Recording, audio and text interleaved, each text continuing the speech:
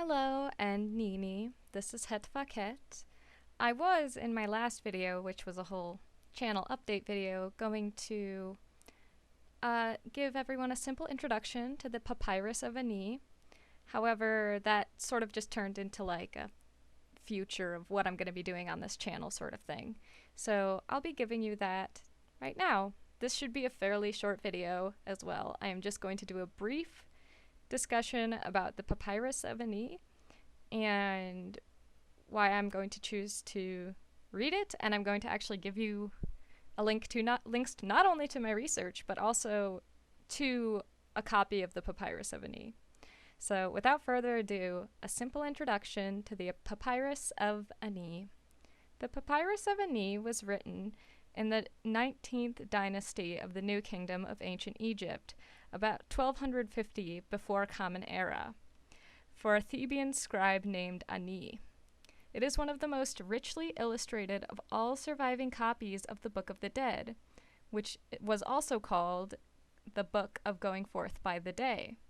The Book of the Dead is a list of declarations and spells used by the deceased spirit to get into the afterlife, sometimes called the Golden Fields, the Field of Reeds, or the Fields of Ra. The papyrus was stolen from the tomb of Ani and later taken by the British Egyptologist Wallace E. Budge in 1888. Before smuggling the manuscript to England, Budge cut the 78-foot scroll into 37 sheets of nearly equal size, damaging the scroll's integrity. The papyrus was sent to the British Museum in London, where it still resides to this day. The manuscript is known for its cursive hieroglyphs and its beautiful illustrations. So, as I said just briefly ago, this is one of the most intact books of Going Forth by the Day. And not only that, but Budge was the first person to translate it. So that is what the Papyrus of Ani is, and that is what I will be reading. I think, even though some of the information may be outdated, the translations were the first, they weren't the best, I think it's important in terms of history to remember how far we've come, especially when looking at something as eloquent and beautiful as Awakening Osiris. Excuse me.